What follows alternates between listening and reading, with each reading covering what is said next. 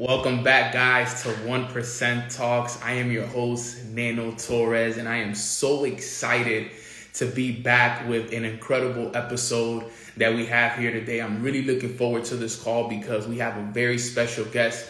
I know that we've had a couple of days that we haven't had the chance of jumping on 1% Talks, and it's for the reason of I've been traveling, I've been making a lot of moves, and, usually the days that I travel is on the days of 1% Talks the last couple of days. But I'm super excited for today's call. I hope that you guys have your pens and papers ready because this call is going to be absolutely incredible. And I can't wait for you guys to see who it is that I'm going to be interviewing today. Like I told you guys, there's a lot of people that you guys have no idea that I know, that I'm connected with, and this is an individual that I actually had the chance of connecting with this past weekend, but we actually already kind of know each other from the past. And I'm excited for this call. I'm excited for you guys to learn. So in the meantime, guys, I just want to wish you guys an amazing morning. I hope that you guys are feeling good this morning, feeling blessed, feeling aligned, feeling protected. I hope that you guys did your morning routines. You poured into yourself. I feel amazing. I just finished up my whole entire routine. I did my reading. I did my journaling.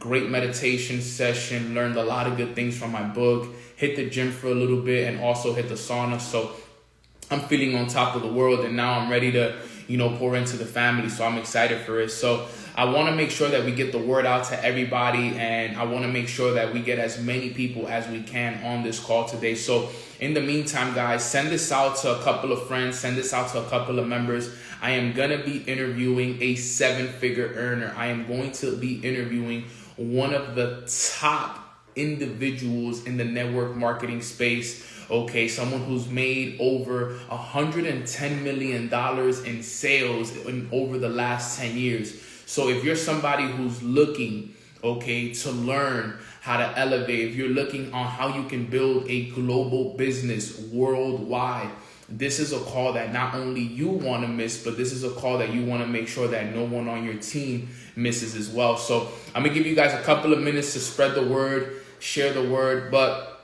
just to catch you guys up on a little bit of what's been going on in my life. As you guys know, June 1st was my birthday, and I'm just so excited. I'm 29 years young now. I get a lot of people text me, "Hey, Nano, you're getting old." And I'm like, nah, man, I'm actually getting younger. I actually feel better. I feel better than I've ever felt before.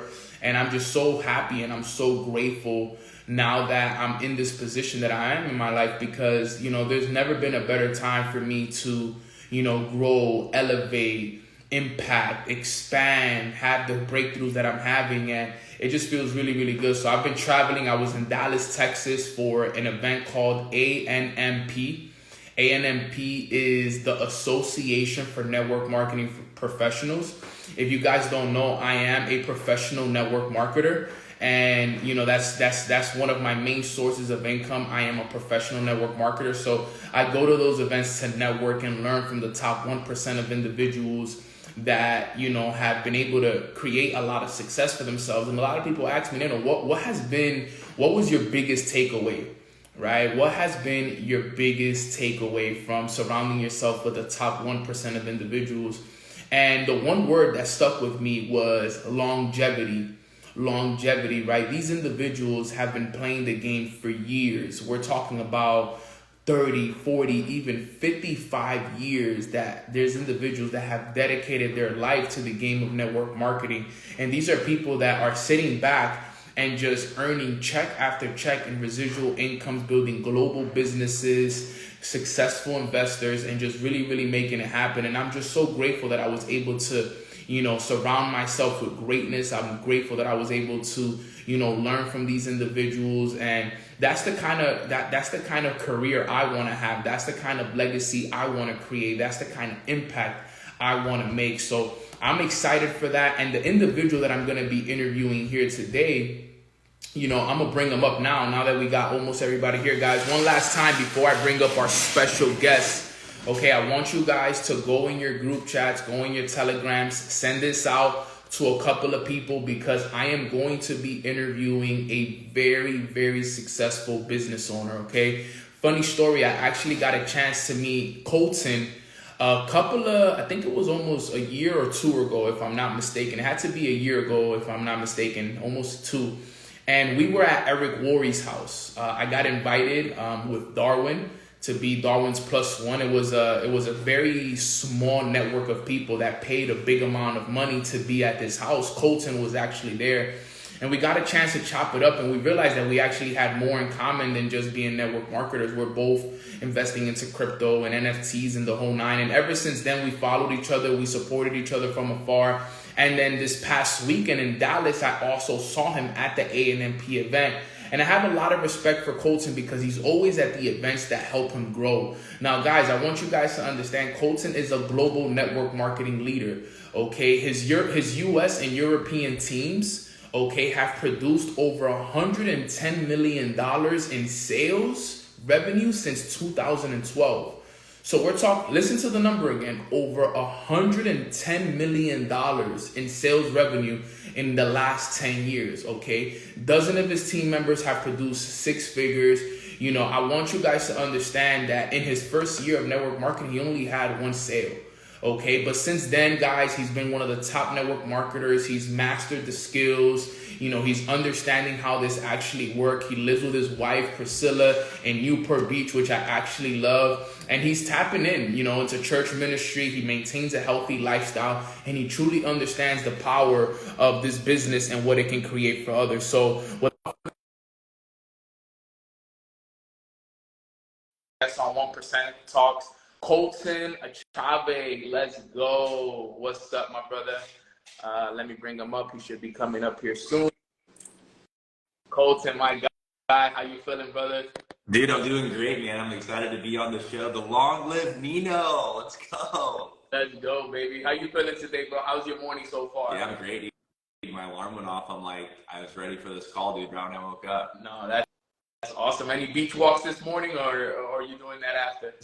Say that again? Are you walking on the beach today on Newport or not? Oh, yeah. I'll probably do that a little bit later. Yeah, I live like about a 5-minute bike ride from the ocean. No, that's beautiful, man. I love Newport Beach. I remember telling you, you know, my team and I, we actually, we went out to Newport Beach a couple years ago, and we stayed in an Airbnb right on the beach, like literally right in front of us. And we were there all the time. So I love Newport. Good food around there, bro. Oh, amazing food. Yeah, me and my wife were going, her favorite spot is this place called Mastro's. So we actually have a Mastro's dinner Friday, and then we just got a gift card to Nobu. We live next to a Nobu as well. So we got Nobu next week, and we got for some date nights. So we're excited. Man, Nobu, right down the street. That's dangerous, bro. That's dangerous living close to those types of restaurants. Your paycheck will go right there. No, I know. Especially Nobu, dude. You'll get like 2 little pieces of sashimi, and it's like $50. Yeah, nah, I already know how it works, bro. I mean, Nobu. If you go to Nobu, you're spending $400 or $500 easy on a quick dinner, just 2 people. You know, I already know how it. And yo, thank you for taking the time to hop on, bro. For real, I'm very excited to have you on 1% Talks. What we usually do when we're on 1% Talks, I like for our guests to share a little bit about their story and who you are, how you got to where you want, where you are right now. Because I know you've created an incredible amount of success, hundreds of thousands of millions in sales. But who was Colton before all of this? So if you could give us a little bit about your story, and then we'll jump into a little interview. I'm excited for this. Totally. Yeah. So I'll give you guys the raw stuff, the stuff I usually don't talk about. Because I know Nino comes from, hard times at the beginning too. So yeah, so I mean, basically, long story short, had a great life growing up. My parents got divorced when I was like 11 years old, and both of them married step monsters, and my life just got like miserable after they both had like their second marriages. And I grew up in a really pretty wealthy area in Orange County, but like my dad didn't have a lot of money because he lost a lot of it in the divorces and alimony and stuff like that. So like I grew up, it was really weird. Like I grew up believing I was poor because I was the poorest kid in my environment, right? Even though like I grew up in a really nice area, like my dad had no money to give me. So like I had to start working when I was like 14 years old. I was flipping signs on a corner. I was like one of my only friends who had a job. I was splitting me 7 hours Saturday, 7 hours Sunday. I was paying for like my food. My dad was great. I always had food at my house, but I never had food, to go out to like restaurants. And that's where all my friends would go because they all had like their dad's credit card. So, I started selling, drugs. I started selling weed when I was like 15 years old, literally just to have friends because I didn't have the clothes my friends had. I couldn't even afford to go out to restaurants and hang out with them or go to the movies. So I started selling drugs when I was 15, started making about 30,000, 40,000 a year pretty quick.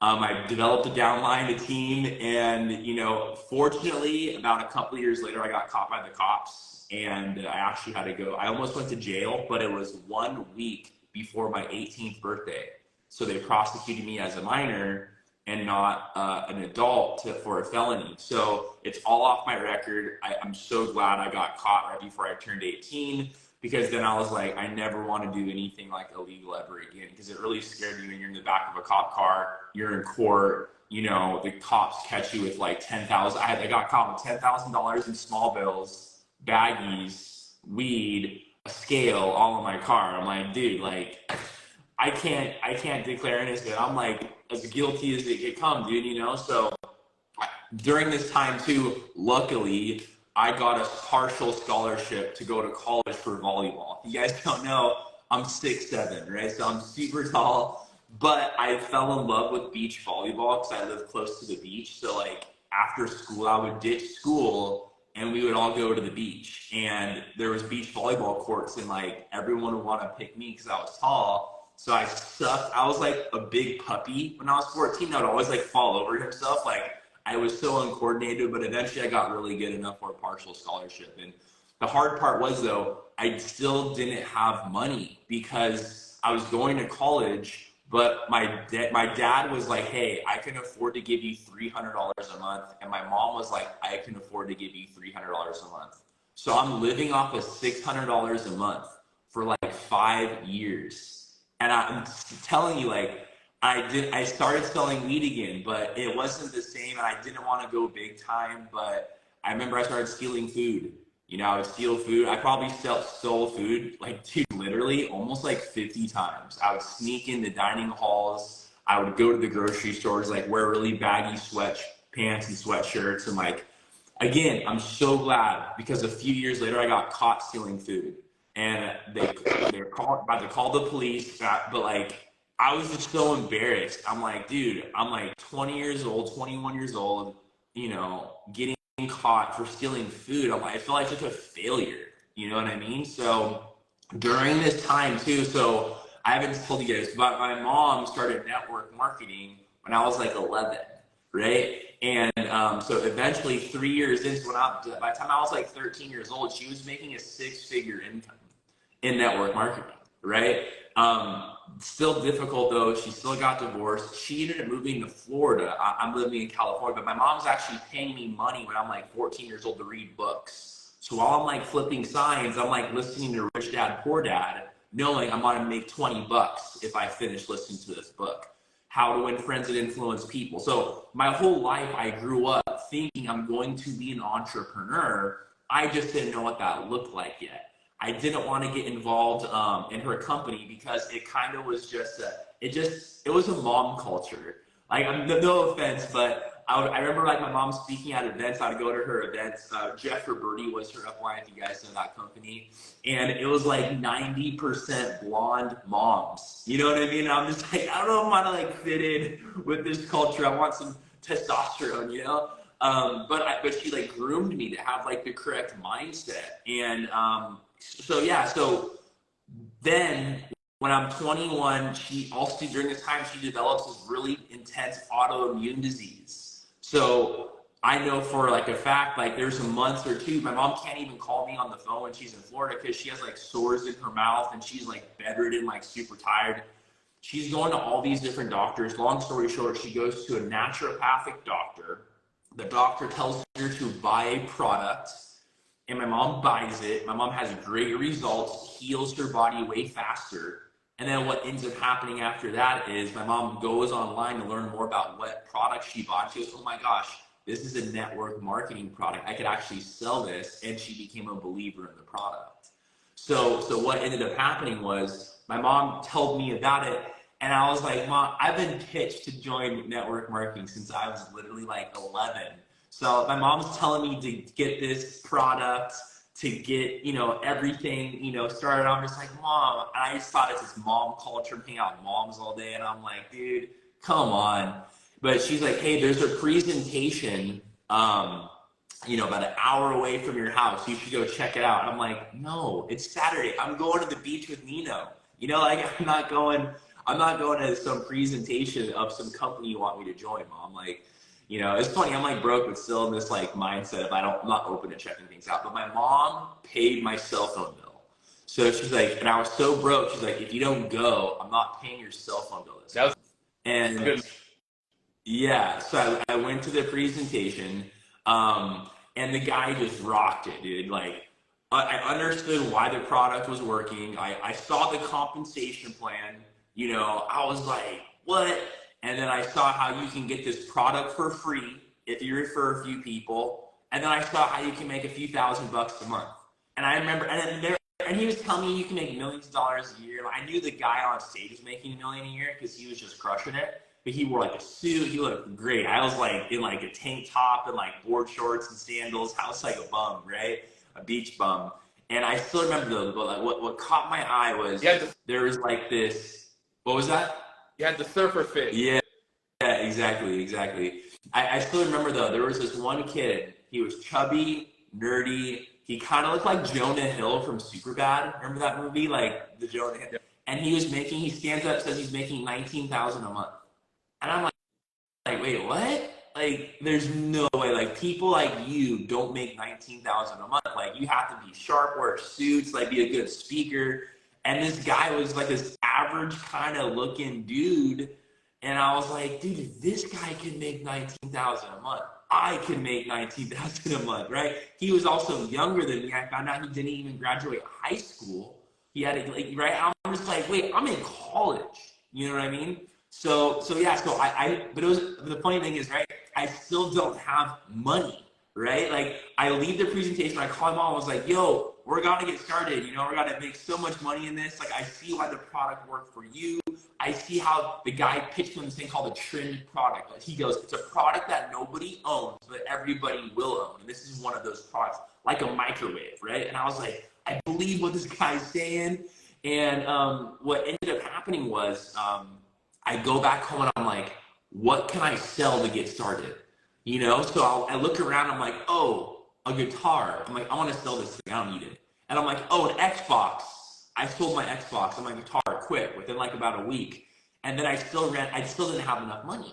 So I'm like, it's July, right? It's actually July. So it's funny, I'm almost like a year into my, you know, my anniversary for joining. And my birthday's in November, Christmas is in December. So I was like, maybe I can call my aunts and my uncles for some upfront birthday and Christmas money. So I called 10 up. I was like, yo, hey, like, I want to get started with this business with my mom, you know, the products she's telling you about. Like, is there any way you can give me my birthday present now?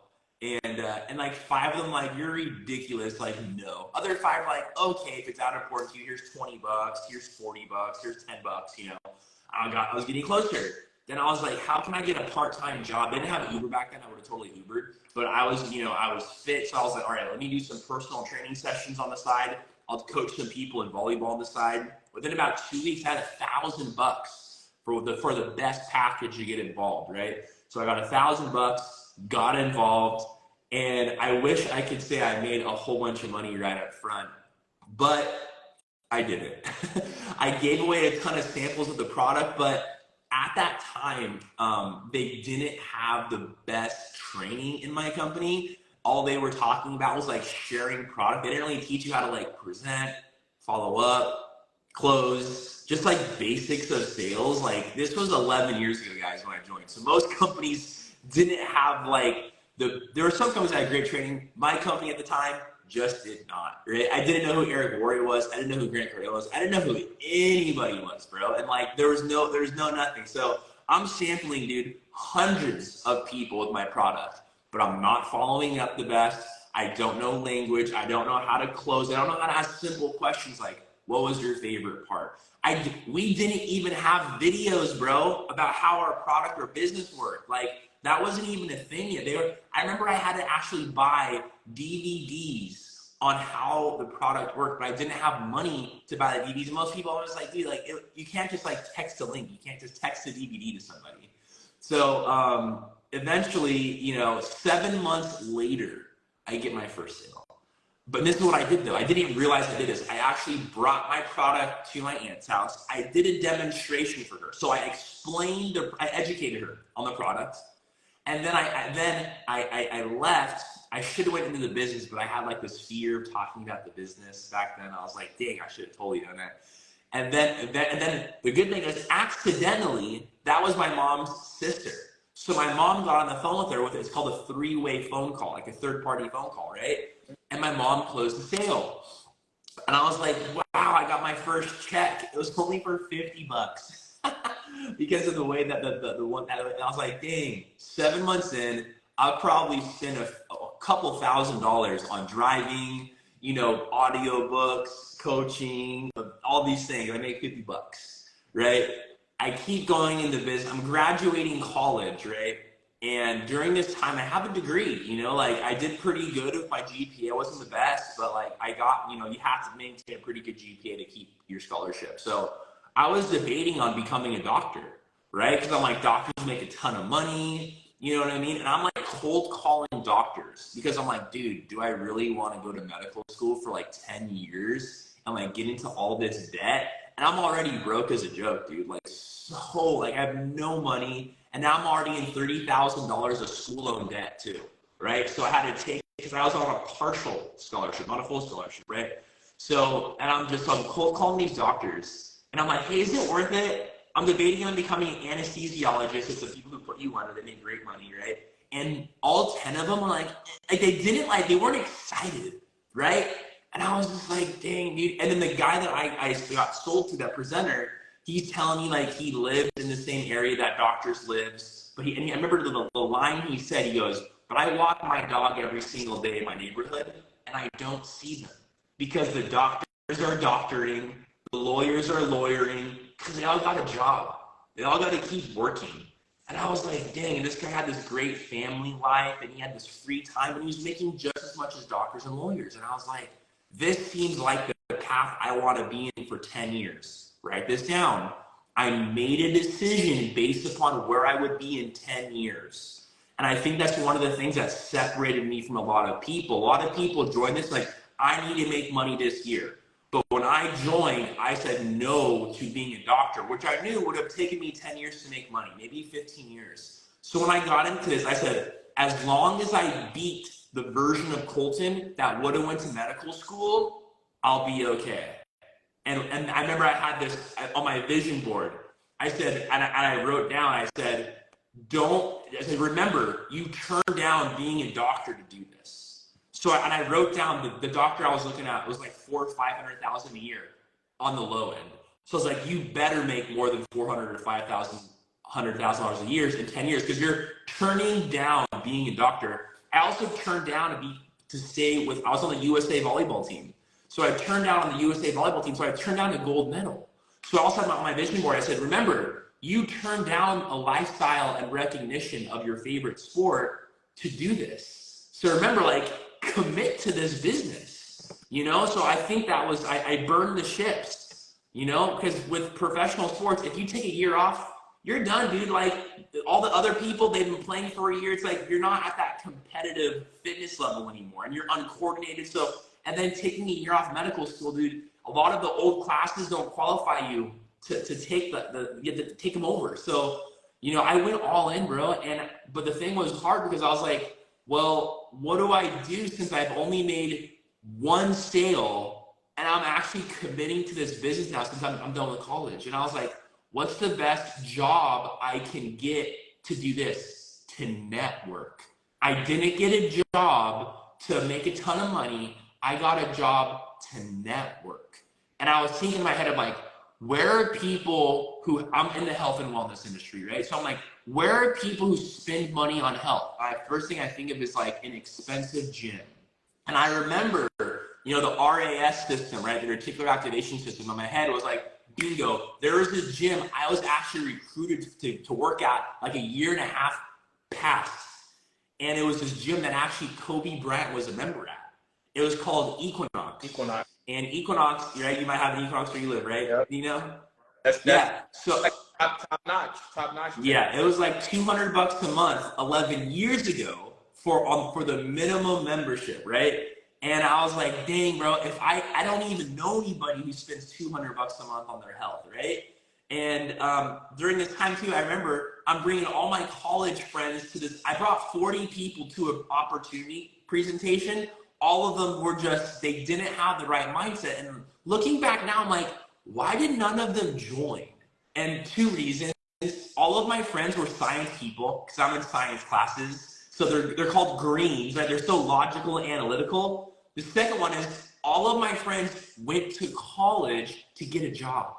I never went to college to get a job. I went to college to be an Olympian, but I knew for a fact I would have never, but I was like, oh, like, medical school, right? But I always knew if medical school didn't work out, I was got to be an entrepreneur. So they weren't raised with an entrepreneur. So by the time I got a job at this place called Equinox, right? Equinox Irvine, which is literally like 10 minutes from my house now. And I was there, bro, every day, 7 days a week. I remember I would get there at 4:30 a.m. and I would leave every day at 10 p.m. Yeah.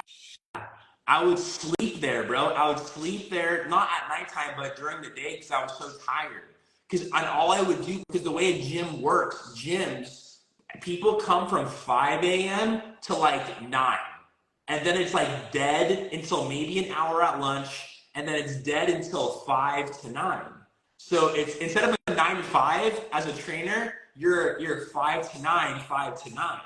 And I wanted to be there to meet all of these people. So the first thing I did is I would just meet people. Hey, what's up? My name's Colton. I'm new here. And obviously I'm a trainer, so I would try to give them an exercise based upon what they were working out. They're working out chest. I'm like, hey, have you tried this? And I was giving value to all these people. And I'll say, hey, later, try this out or tweak your form. I'll see you in a little bit. And I would do, and this gym had 5,000 members. It was 5 stories. It's almost like a country club. But literally, within about 3 months, every single member knew my name. They all knew what I was passionate about because I was having conversations. I was giving free personal training sessions away, like basically making no money. Literally, it's crazy because I didn't know when I got there, I had to sell people. I thought you worked there and they just give you clients. But literally, I get there, I'm like, okay, where's my clients? They're like, oh, they're on the floor. I'm like, they're on the floor? They're like, yeah, you gotta go sell them. And I've like never sold anything besides drugs before. I was like, dude, how the heck do you get somebody to buy a $5,000 package of personal training?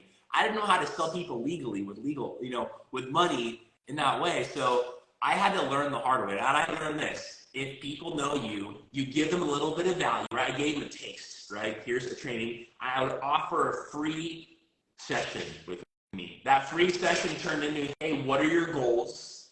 And then I would sell them on a package based on their goals. So within about 2 months, dude, I had like 10 people who bought packages with me. And all these people, dude, were paying about $110 to $120 an hour to work out with me.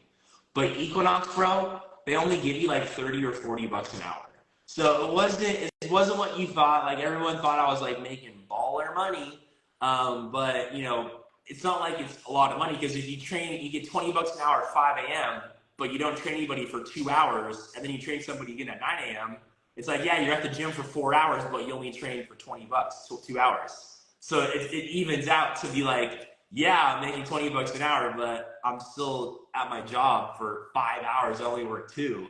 So eventually though, I got my personal training business up to pay my bills. I think so many people, I always tell my team this, find a job that pays your bills. I wasn't making crazy money.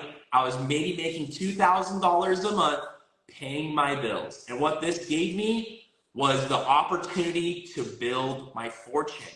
I wasn't really able to focus hardcore on my water business in the beginning because I was building up this training business to kind of pay my bills. But then within about 4 or 5 months, I'm like, let's go. Now I had this big, and this is the big thing, guys. I didn't talk about my product with all these people I just met. I was just kind of starting this relationship process with all of them. So what I ended up doing was building this network now that I could actually talk to people about the water, what I'm passionate about, and people actually, and also, I'm just kind of ranting. Is there any specific questions you want me to answer? You want me to just keep going? No, you keep going, and then I'll ask you a couple questions when you're done with the story. Okay, cool. I know sometimes when people just talk and you're like, dude, I want to ask them a question. All right, cool. So long story short, I start getting known as, the guy who sells this specific product. So I had a couple of customers start to buy from me. I'm like, let's go, right? And eventually it got to the point where I started actually getting referrals from my old customers. And I still remember to this day, I never talked about the business opportunity. Because I was like nervous, I had these limiting beliefs. But what ended up happening was, once I was about, I think, I was 10 sales in, right? And I had this guy who called me. He goes, "Hey, do you sell this product?" I was like, "Yeah." He goes, "I don't want to sell any." I'm like, that's how he opened up the call. I'm like, "You don't have to sell it." He's like, I was like, "Okay, cool." But I might come to this event to learn how it works. So he comes to the event. He learns about the product, but he also learns about the business. And then he goes home, doesn't talk anything about the business. Within the first 30 days, this guy sells 5 of these products. And the way the compensation plan works, I got $1,000 every time he sold. So I made $5,000 that month. And I was like, bro, why am I? Because I didn't talk about the business, but I brought him to an event that explained the business. And I was like, dude, I made more money than I've ever made in my whole career because I had someone that was interested in the business. So I was like, why am I not talking about the money? You know what I mean? So I started talking about the money. You know what I mean? And I remember within about 2 months, dude, I recruited 8 people that wanted to get involved because of money. Not because of my product. I wasn't focusing on customers. I was recruiting people just like a real estate broker will recruit a real estate agent to sell homes. I was recruiting people to sell my product underneath me, and I was going to train them. And we were going out together. We were sampling the product together. I was like, let's go to your people's house, do a demonstration. Let's get on calls together. Let's text your list and text some videos out together. And I remember I had my apartment that I was, renting with my friend, and my team was at my house all the time. I'm like, I have an open apartment. Come to my house and we'll just work. I'm literally working all day long, and I became a bad employee. I started letting my clients go. I kept working less and less on my job. And I remember there was a point where I was barely making $1,000 a month. And my manager pulls me into his office, and he was like, "Hey, what happened to you working here full time?" I'm like, "Oh, I know, I'm really busy. Is there any way I could work here part time?" And he goes, "No, full time or no time." And I knew he didn't like my business. And I knew there was other employees there who worked there part time, but he was trying to mess with me. So I was like, that month, I made $8,000 on the side, and I was still having a job. And I think I probably wouldn't have quit that quick because I love the story of telling people my side business is making me more than my job. And it was actually helping me recruit. What was that? That's what Jim Rohn teaches. Exactly. So I love that story, but he forced me to quit. I was like, because I knew if I went back to full time, my business would drop. But I'm like, this is my dream. This is my fortune. I only have a job to pay my bills. So I quit my job, and then I was all going, dude. And it was crazy. So this is the hard part. I had a presentation about 30 minutes from my house, and I was bringing that network of people to this presentation. The guy who was running the presentation got sick, and he was older. So my only source of making sales, I didn't have anymore. And I quit my job. And I was like, bro, I've never done a presentation before. So I quit my job the next month. I'm like, dude, where are these presentations? He's like, he's sick. So I wait 1 week. The next week, oh, he's still sick. I'm like, bro, I don't have money coming in anymore. I need to learn this presentation. So I got this guy's presentation. I wrote it down word for word. It was an hour long for 3 times. I memorized it. I'm like, let's go. I get my team. I'm like, call your people. I'm going to people's living rooms, and we're doing it. And I said a demo a day keeps the commission checks on their way. So I'm driving, bro. Like, I didn't care where it was, as long as it wasn't like over 4 hours away. But I was driving anywhere from 2 hours, 3 hours, 4 hours away, doing a presentation every single day in the living room. Eventually got to 2 presentations a day. Then I got to 3 presentations a day. I was doing like 60 to 70 in-home presentations a month, bro. But my income just like going, yeah, I was driving everywhere, bro. Like all over, you know, Los Angeles, San Diego, Inland Empire, Orange County, this kind of like little hub of people in Southern California where I live. But dude, I was crushing it, bro. And I got better and I got better. And I sucked in the beginning, bro. I was like, I couldn't close the door. But what I used to do too, I would put my iPhone in my jacket pocket and I would press voice record. And I would listen to myself when I was driving to the next presentation. I'm like, dude, I suck, you know? But then I would do better. And I would listen to myself try to close people at the end of the presentation. I'm like, dude, you're so awkward. Like, why would you say that? But I learned every presentation. I kept getting better and better and better. Eventually, dude, I remember there was one day I had 3 appointments in LA, all from different people on my team, and none of them could come with me. So I'm going solo, bro. I have one at 9 a.m., I had one at 1, and I had one at 4. So like, I was got to be in LA all day. I live like 2 hours south of LA, right? So I'm driving up to LA, and dude, go to my first appointment, Pilates studio, close the sale. The next one, close multiple sales. 4 o'clock, I'm just like waiting at like some random Starbucks, like working, like listening to my presentation, close 3 sales. I made $8,000 in like 6 or 7 hours. I'm driving back from LA like, let's go. I listened to some Biggie and Tupac, just feeling like a boss, dude. I'm like, this is amazing. And eventually what ended up happening was I was getting scheduled for 4 times a day. I'm like, dude, I don't even have time to drive everywhere. So I started a once-a-week presentation. I said, overflow, bring them to the presentation. So I started renting out a conference room. And then we, literally, first conference, nobody. My upline didn't even show up. Who's my mom? She bailed. Like, not good, right? But after a while, within about a few months, though, we got it up to like over 100 people every single week. I remember one day we sold, so we make about $1,000 a sale sometimes. So I remember we were averaging, average. So I had about 100 people in the room. We sold 18 new customers in one night, which made me $18,000 in a day. I was like, bro, like, I just felt like this, I was like walking on water, bro. I felt like I was walking on a cloud. I'm like, dude, I was like energized. And then I was just so excited, bro. And I think at the same time, too, the reason I was doing so well is because I sacrificed everything, dude. I remember, like, I was listening to Brian Tracy, and he had this video. I don't remember what the video was, but he's like, write down 20 things you think you should sacrifice. So I write everything down. I believe 20 is a lot, bro. And he said, usually it's the 20th thing you write down that you need to sacrifice. And I wrote down working out. And I was like, no.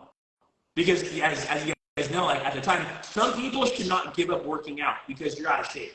But who I was at the time, six pack, working out 3 hours a day, playing volleyball, like, dude, I didn't need to work out anymore. So I actually gave up one of my favorite things to do for 18 months. I didn't work out, bro, for 18 months. I even broke up with the relationship I was in, dude. I was single, and I wasn't trying to mingle. I didn't have Tinder. I didn't have Bumble. I was single, bro. I wasn't talking to any relationships. I wasn't working out. I was waking up at 8. I remember my mentor, he'd call it 8 to faint.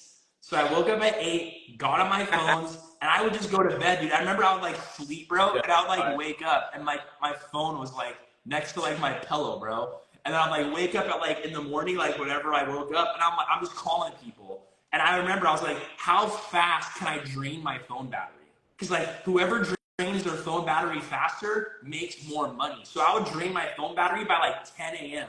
Then I would get a battery pack, and me and my team were like, who can drain your battery the fastest? And we get the Mophie pack back in the day. We're like, because if you're on the phones, you're making money. And if you're on FaceTime, it's more impactful, which will drain more battery. So we were trying to drain our battery as fast as we could. And I'm like, come to my house. So that was our culture, bro. Come to my house, and if you're on my house, I'm going through your phone.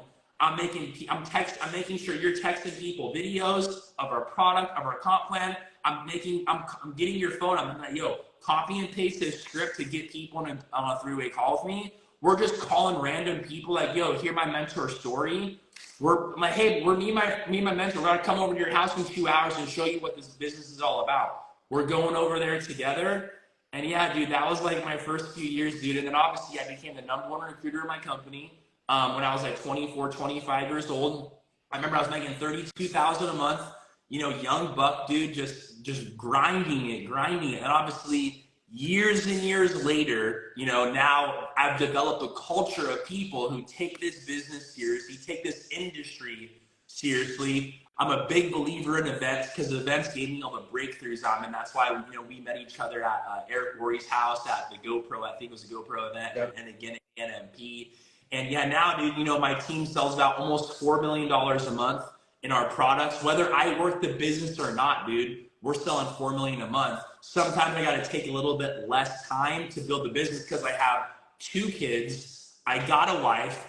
And I'm like, everybody learns when you build this business single versus when you build with a family, there's boundaries you have to have on your business. But I still probably build my business about 6 hours every single day, you know, because I work out now. So I have like a DMO that I follow. About 6 hours, I build my business 6 hours, 6 days a week. So Monday through Saturday, I have 6 hours dedicated to this business, but I don't build on Sunday, that's the only day. So I have a little bit different boundaries. I built a software company for our team too, so our team has a whole bunch of systems that we utilize. I build my own team events now, so you know we have team events twice a year in the U.S. There's about 600 people who attend. In Italy, I have a big team in Italy now. We just had a 700-person team event in Italy. So yeah, bro, that's kind of, you know, and then obviously, you know, last month we had our best month at $173,000 in one single month. Insane, bro. I remember I thought I was balling when I was making $173,000 a year. Oh yeah, so that was my second year. I made $142,000 in this industry. First year, $50. Second year, $142,000, and every single year I've actually made more money than the previous year, which I think is so super important. It's not so much; it's all about growing, getting better every single year. All right, man. I think I talked my head off. I hope I gave some good value. I'm glad that you did, though, because you share so much of your story that I wanted to hear and things that I didn't even know, because, you know, we had seen each other at, you know, GoPro, we had seen each other at ANMP, but I almost felt like we were just sitting in your living room and you were just kind of telling me the whole story right now. Like, you know, that's what it felt like, bro. But yo, congratulations on all your success, bro. That's absolutely incredible. And you kind of like re-inspired me in a way, because I'm like, man, we got to start doing that. Like, I work hard, but I'm thinking about what you were doing, and I'm like, yo, we got to do that. 8 till 8, that was pretty fire, right? I really like that. But I do got a couple questions for you, and we'll answer them quickly so I could get as many as I can for you, because I think these are important. You talked about, you know, making $50 in your first, you know, 7 months, right? And a lot of people, when they first join businesses, like you said, they come in and they want to make money right away, right? Can you talk about the difference between delayed gratification versus instant gratification and the importance behind that? Totally, yeah. Delayed versus instant. I mean, dude, I wanted to make money really quick, and I worked my business. I think this is the thing. The instructions I was given, I followed. So the person who told me, he said, whoever gives away the most product and in terms of samples makes the most money. Which it is what it isn't true. I gave away a ton of free product to sample people, but what I wish the instructions I would have got is whoever does the most presentations and follows up with great closing questions makes the most money. Because if I was instructed to do that, I probably would have made more sales, but like I said, there just wasn't the training. So I think the thing I was always a big believer in taking the most action, right? And learning. And it was hard back then because the only way I was able to learn was I took a ton of action, right? But the only way I was able to learn, dude, like I had to drive about 1 hour to 2 hours away to the next presentation, wait until it's over, and ask them 1 or 2 questions to get my questions answered. Because these people I was plugging into were my uplines. I didn't have their phone numbers, and they didn't have Facebook back then. I know when Instagram wasn't really kind of around, they didn't have it. my mom was my upline, but me and her got started at the same time, and her upline was a doctor who didn't build the business. So it was really difficult for me to get my questions answered, but I'm so glad that my upline, my mom, kept building the business because she kept encouraging me to look into the future and what it could be, right? And that you're learning skills and you're getting better and you're focusing on growth, right? So I think a lot of you guys, if you guys are in, if you have a team, actually do this. If you're actually building some type of sales team, drop the number 1 below right now. I'm just curious. I just want to see if anybody's building some type of sales team, whether you're in real estate, mortgage, network marketing, drop the number 1 below. Because you might have somebody like me on your team. I was a dud, right? But my upline, she kept pouring belief into me. She's like, you can do this. You're going to do great. And she kept encouraging me, even though I wasn't making the money that I wanted to make. She was giving me books to listen to, right? She was telling me things that I just believed, but I can't tell you I wasn't discouraged, dude. I bought into this thing thinking I'm going to make $19,000 like this guy who looks like Jonah Hill. But this was the thing that I did a year later, dude. I forgot to say this. The guy who looked like Jonah Hill, he kept ranking up, bro. And I'm like, I'm not. So I got his phone number and I called him, dude, and texted him 8 times a day. What the heck are you doing now? What are you doing now? And I learned, dude, I was like, oh, this video's in the morning. This video's in the afternoon. I'm like, how do you present the product? What do you say? How do you finish? How do you follow up? So I learned his whole system. And I think this is super important. If you're trying to crush it, you got to find somebody who's the best recruiter in your company.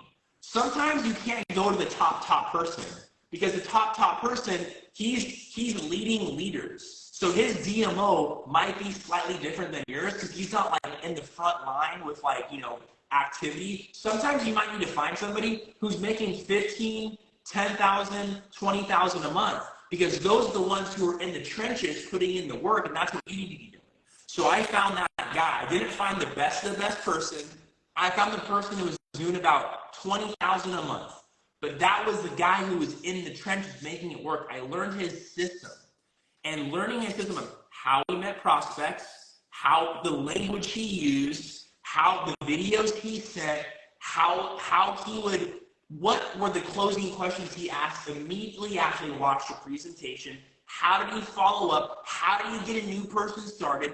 I learned all these little specific things, but I added them into my system.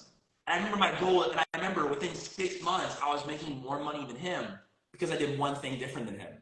I just took more action than him.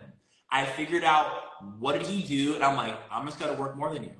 I'm competitive. I'm doing this thing not to make 20K. I'm doing this thing to make millions of dollars, to be like the doctor, right? So how can I work more than this person? What are the things he's doing, to be better?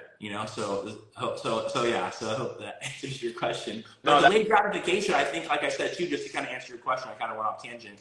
Is I joined the business knowing I'm giving up being a doctor. And dude, what's more delayed gratification than being a doctor?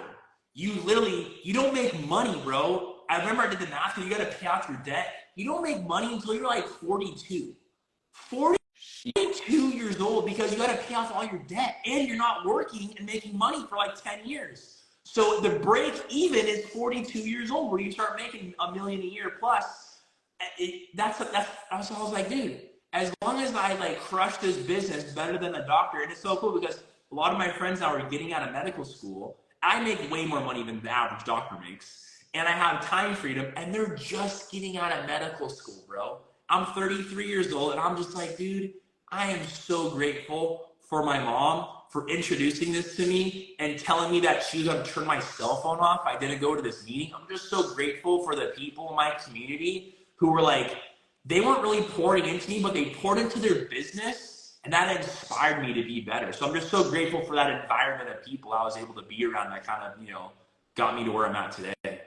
No, that's fire, bro. And I love the fact that you had that delayed gratification from the beginning because when you were telling your story, you talked about how, you were thinking 10 years down the line, who was Colton gonna be 10 years? And I feel like you said too many people join this business and they want results and they want everything in a month. They want everything in 6 months, not understanding that I teach people this all the time, and I learned it from this book right here, actually. I don't know if you've actually read it, but this book right here, your first year in network marketing. Oh, I read that. Yeah, yeah. It says it in the book, like, yo, if you dedicate 10 years to this industry, you'll be rich beyond your imagination, but you got to give it 10 years. You got to give it time because you got to give time to, develop yourself, grow as a person. And that's going to lead to my next question because you've mastered, I love your story about how you mastered the skill, you mastered presentation, you mastered closing, following up, prospecting. Can you talk about that process and how you fell in love with the idea of just mastering these skills? Because what I've realized is a lot of people, they jump in and they're just more focused on making the money, but in reality, you got to master the skills and then the money comes. So talk about that process that you took to master the skills on a day-to-day basis. Yeah. Yeah, I remember, like, I think it was Eric Worre that said similar. He said, like, 7 years. It takes somebody. Have you ever read the book Outliers? Great book. I read the book Outliers right before I got involved in marketing. Malcolm Gladwell. And it just talked about the average professional or expert takes them 7 to 10 years because it takes, I forgot the amount of hours, like 10,000 hours, something like that. So, my dude, if I want to be an expert in network marketing, I got to put 10,000 hours into just closing. I got to put 10,000 hours into just prospecting. I got to put 10,000 hours into just presenting and just following up. And I was just like, dude, if skills pay the bills, right? So if I want to crush this, I got to get so good at prospecting. I got to be the best prospector. I got to be the best presenter. I got to be the best closer. And I just knew I can't be good in a year because the best people, and I was really big into basketball and volleyball, and I remember I was such a big fan of Kobe, right? And I just remember Kobe, I was like, dude, Kobe's probably put in like 20,000, 30,000, maybe even 40,000 hours because he was better than the best people.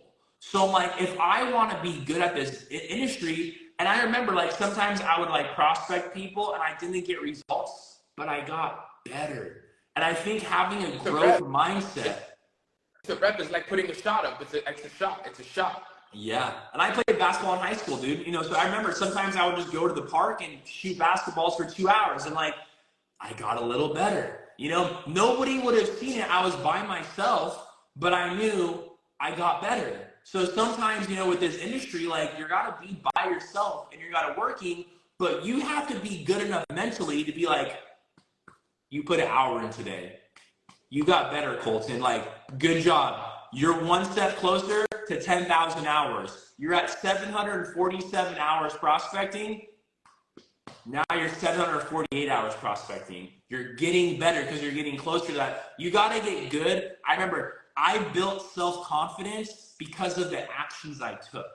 I didn't care about my income. I cared about my actions. And I was like, I remember sometimes I would be proud of myself for not closing a sale. Because I'm like, dude, Colton, you freaking drove 2 hours to this presentation. You crushed your presentation. They just aren't a buyer of your product. Some people just aren't interested in making money. And it's crazy to say this because I guarantee that 114 people on this call, you're like, what are you talking about? Dude, most people I learned don't want to be successful. They want to be secure. You can't have being successful and secure. It doesn't work. Some people would rather have a job than have millions of dollars to make a business. And I've learned that. So some people, they just aren't cut out. They don't want to be successful.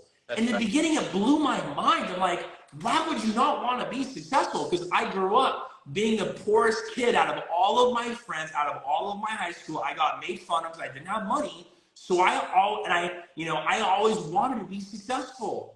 But the average person, I learned this. I remember I got one-on-one coaching I paid for. And they say, Colton, you have always wanted to be a leader. I'm like, why do you say that? She goes, you're a born leader. I'm like, why do you say that? She says, because of all the trials, and there's so many other trials I didn't share, like when I was growing up. She goes, out of all the trials you said, even when you were like 5 years old, like how do I become better? Where most people, what they try to do, they just try to survive. Most people try to survive when they're in challenge, and you always try to become better. And I was just like, oh, that's so crazy. So I just realized most people are just trying to survive. They're just trying to stay above water, just pay their bills. I'm like, I don't know why.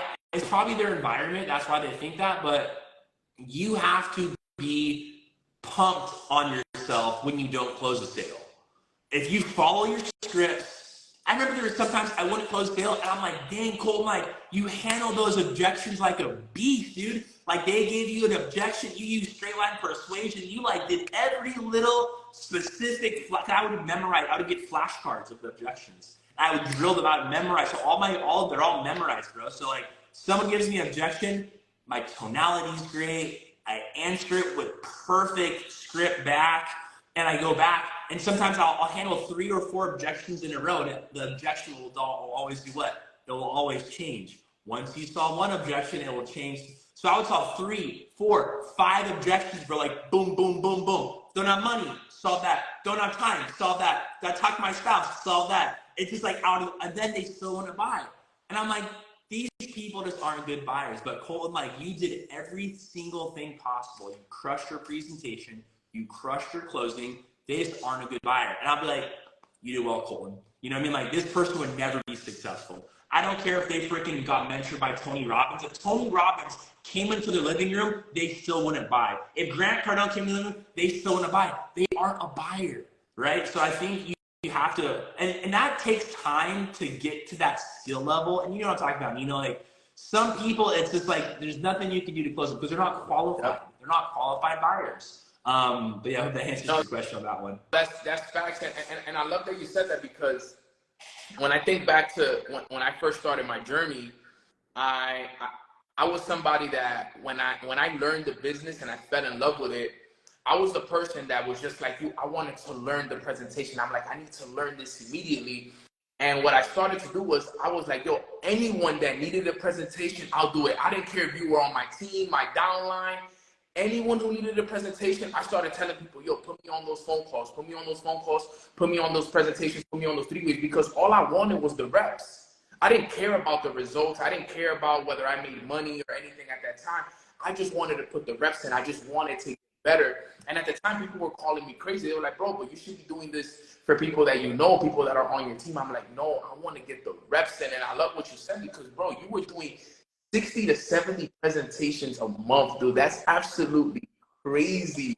Like, when you actually sit down and think about it, but that's what improved your skill. And I'm glad that you're a Kobe fan just like I am, because I live by the Mamba mentality. First one up, last one to go to sleep, like whatever it takes. Like, kind of like what you were doing at the gym. You were there at 5 a.m., you were 10%. It's kind of like that mindset. And I think that me and you have a lot in common when it comes to that.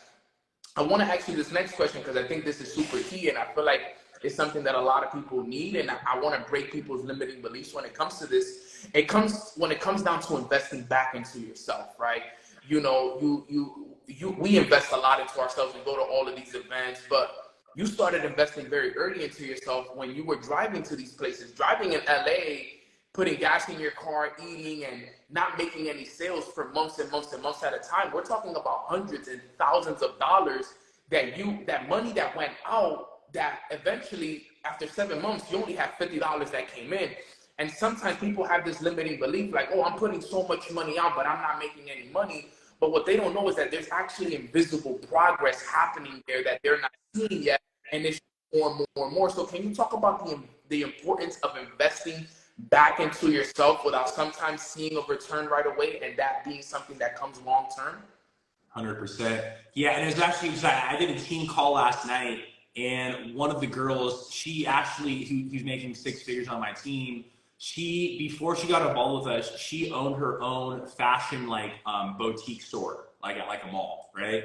And she said that when you get into fashion and selling like women's clothing, she spent about $200,000 to open up her business, and that's average. She goes, the sign outside that bird's poop on, that costs $3,000.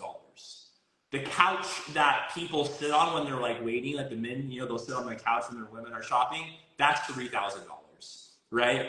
And that's not even talking about buying all the clothes that people haven't bought yet, right? All the hangers, all the business license. She goes, my rent for my store was $3,000 a month, right? And she goes, most people who get into business, they realize that they're not going to be profitable for at least maybe year 2 or 3 or 4 or 5. Like they won't even make a profit for the first 4 or 5 years. I didn't have that mentality. I really wish I did. I had to learn. The way I actually learned this was, I learned it later on. I wish I learned it earlier. Eric Ward used to have this thing called 6-figure summit, where you had to prove you made 6 figures in your network marketing business. You actually had to come to registration with your 1099 and show them you made 6 figures in a network marketing company for them to allow you to buy a ticket to sit in the room. And I remember I was 24, 25 years old when I made 6 figures. And I was like, there's only one guy younger than me in the whole room, right? And Eric's like, everybody stand up if you make 6 figures. Obviously, we're all standing up. I'm like, yeah, dude, like I'm hot stuff. And he's like, he goes, stay standing if you make over 200,000 a year. I think it was my second year, so I was making like 192,000. So I kind of exaggerated. I'm like, yeah, I'm making 200K. I 8K off, so I stayed standing. And he's like, all right, stay standing if you're making over 400,000 a year. So obviously I sit down and I look, I'm like, everyone's still standing. I was in the front row. I was like, oh crap. He says, stay standing if you make over 750,000 a year. And like more people sit down. And he's like, stay standing if you're making over $1 million a year. And there's probably like 40 people in the room making over $1 million a year. And he asked every single one of them, how much do you spend on personal development, on coaching? And the average answer after he asked all of them, it was about 30,000 a year. The average $1 million a year earner, and this was 7 years ago, was getting 30,000 a year. And what they found out is they said they started spending $30,000 a year before they were making $1 million a year. And that was the key. Like, it wasn't like they just made $1 million. They say no. When I was like early on, I was spending over 30,000 a year. I just kept spending it. And he goes, the hardest part is now it's a lot easier because there's a lot more coaching programs available. But I mean, I remember, I think my 4th year in, I didn't actually profit in my business. Because I think I invested about $200,000 in my business, and that year I actually only made $200,000 in my business.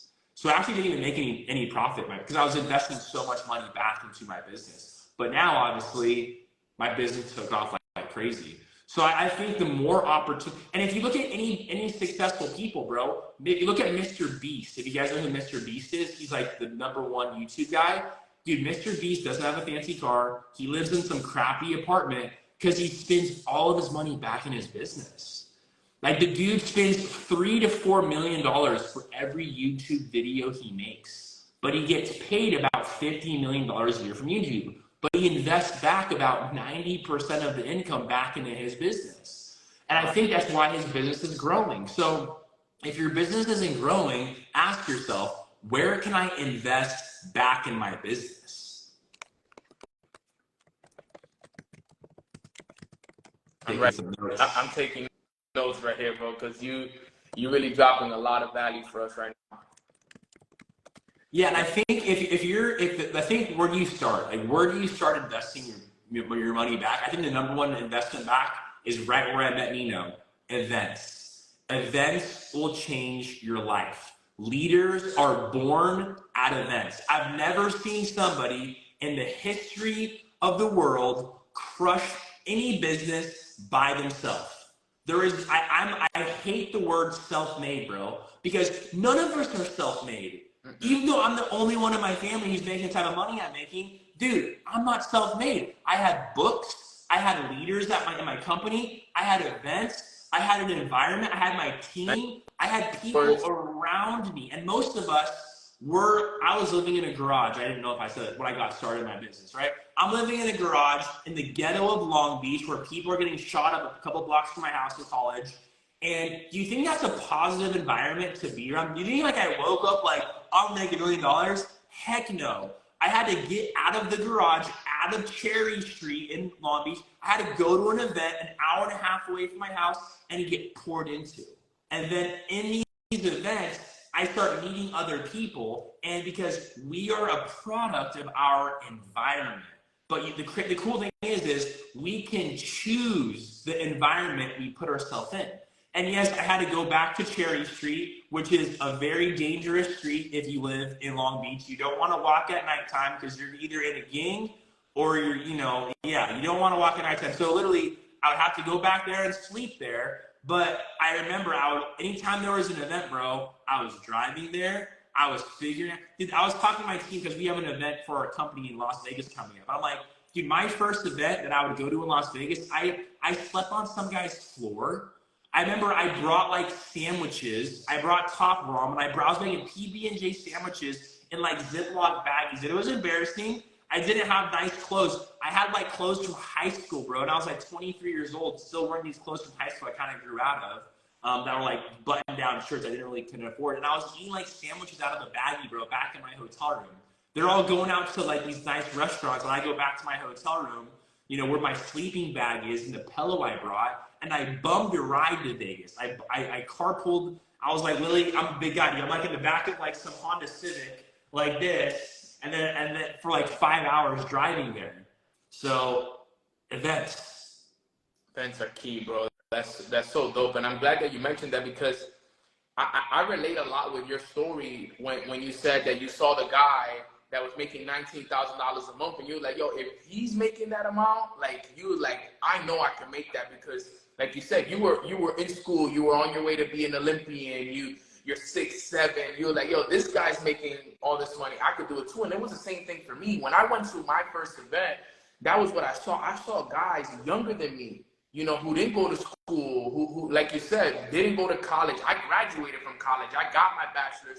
And I'm looking at these guys, and they're making $20,000, $30,000, even up to $50,000 a month. And it's not that they weren't qualified or whatever, but I'm like, yo, when I saw that, I'm like, yo, that gave me an incredible amount of belief that, yo, if these guys are doing it, I know I could do it too. And that was like one of those like life-changing moments in my journey where it was like I made a decision, and it was like, yo, from this point moving forward, I'm gonna stop playing around with my potential because there's people out there that are less qualified than me, making way more money than me, and I'm over here struggling. I was sneaking into my first event because I didn't have money to pay for the ticket, Colton. Like, that's true story. My boys were sneaking me in through the side door because I didn't have money to pay for the ticket because I had invested everything on the flights and the stay. I don't even know how I'm gonna get in, and my boys were sneaking me in through the side door the whole weekend just so I could be able to get in and sit in the back like this. We had people like that too. I remember we'd have people on our team in GoPro that they would like take off their thing, and they'd like throw out a side door. And we would have this rotation of like 5 or 6 people, bro. They come in, take it off, throw out the side door, they grab the thing and like go put it back in and like do some rotation. Dude, trust me, we've done all of that, man. We found a way, and I think that it's so dope how all of our journeys are very similar in a way, but different at the same time. I got 2 more questions for you, bro, and I'm gonna let you go. If there's someone who's on this call, right, and they've been debating on whether they wanted to get started with a business, right, whether it's real estate, network marketing, anything, right, any business, and they've been debating, you know, you talked about in your story that you did whatever it took. You called up your family members, you sold the Xbox, you sold the guitar. Can you talk about that mindset and why it's so important to have that whatever it takes mindset to start that business? Because I feel like a lot of times people let the fact that they don't have the money or the fact that, you know, they're not in the position yet based off of what their circumstances are, they limit themselves, they stop themselves. And what they don't know is that the blessing is right in front of them, but they're not taking action on it because they're letting their current circumstance hold them back. So can you talk about that whatever it takes mindset to go out there and start that business and worry about the rest later? Yeah, I think it all comes from good is the enemy of great.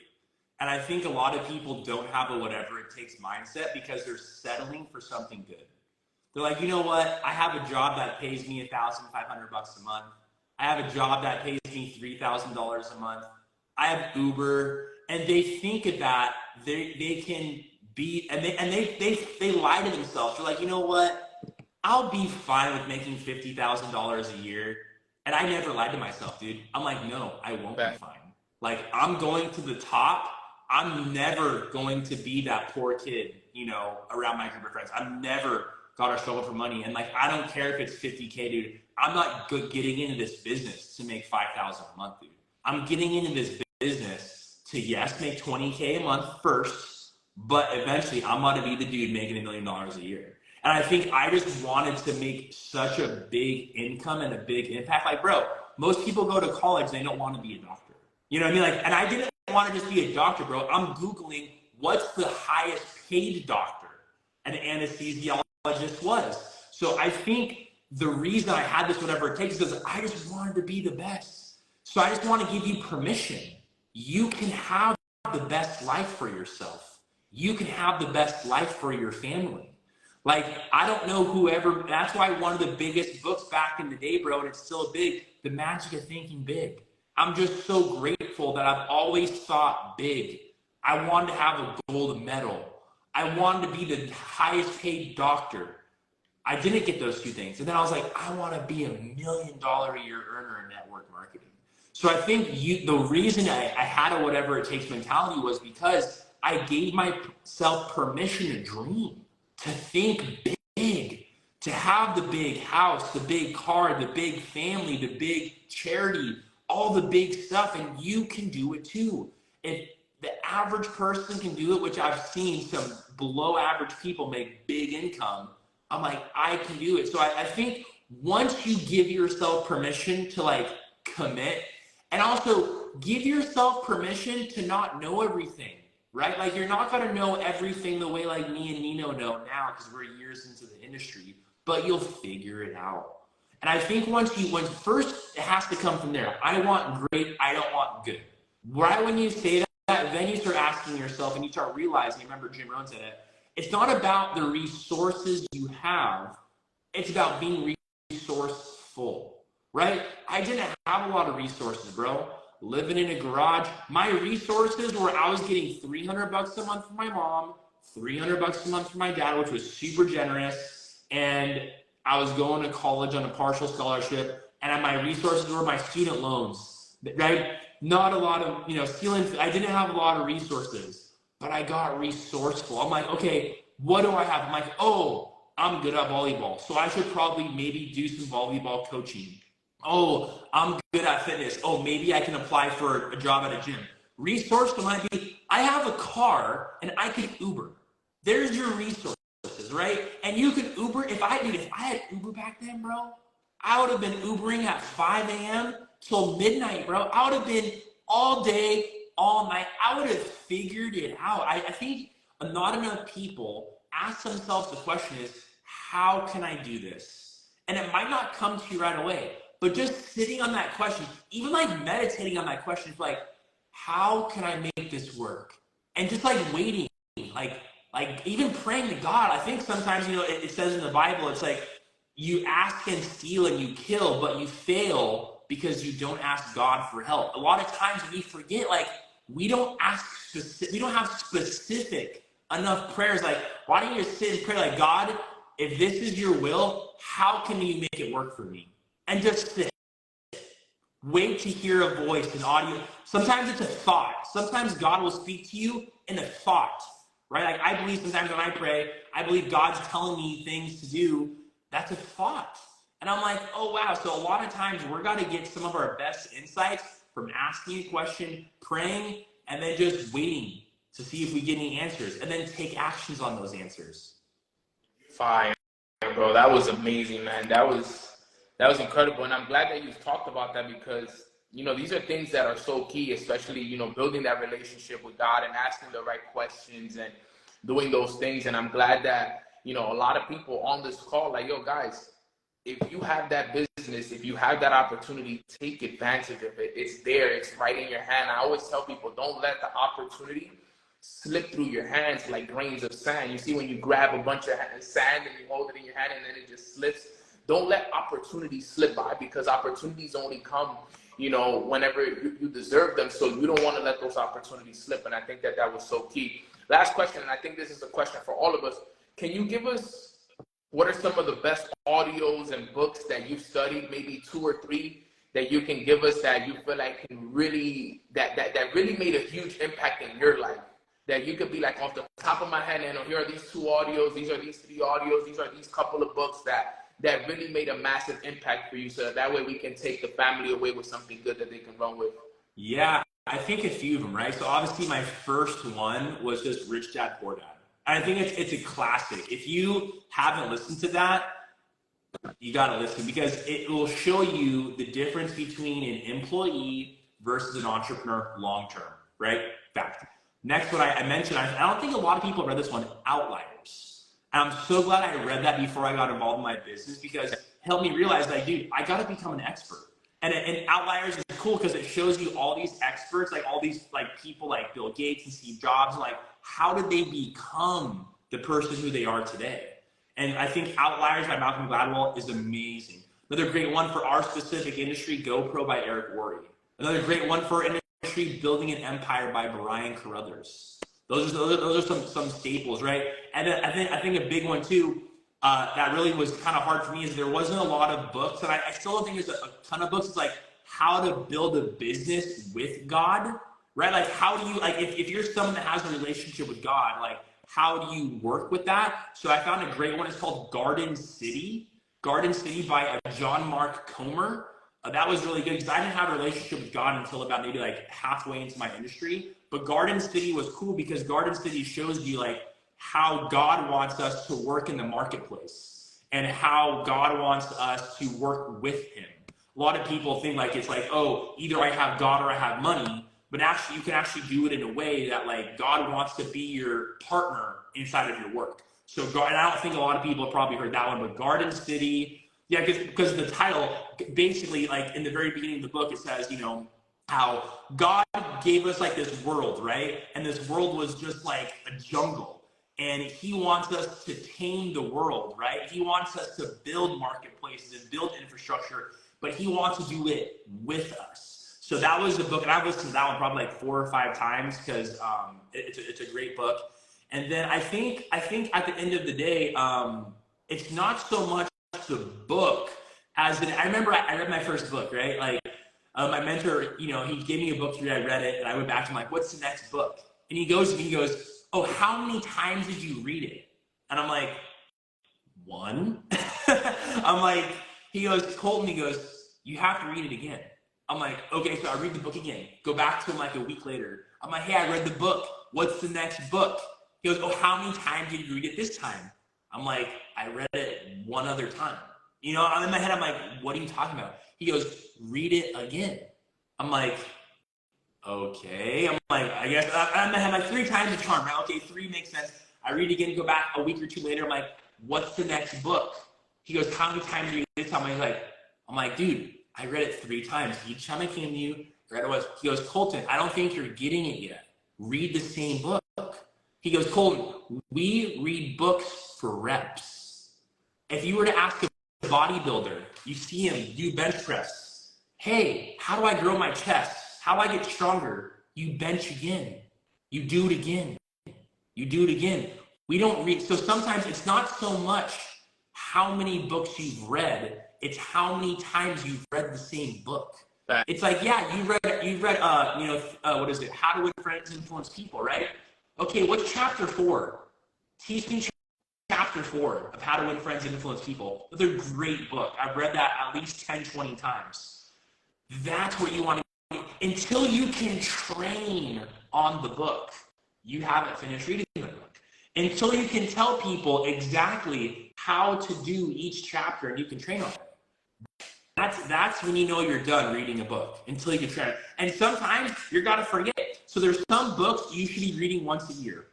Some books, like How to Win Friends, Influence People, maybe once a quarter, right? There's a book so a lot of times it's not so much what's the new book, it's what's the book I read 5 years ago that I forgot that I should reread again. Because at the end of the day, just like A&MP taught me, it's not the actions you take, it's how fast you take the actions. It's all success is simple, but the hard part is doing the same thing over and over and over and over again. Wow, bro. This was incredible. Guys, if you guys have gotten value from Colton on this call. Can you guys put some fire emojis in the chat box? Colton, thank you so much, bro. This was filled with so much value. I wrote down so much notes. I'm over here on Amazon already. I already put the Garden City book in my cart already. I've read the other 4 books, so this is dope. But like you said, it's about mastering those books. Like GoPro, I've read that book at least 5 or 6 times already. Like I know the skills.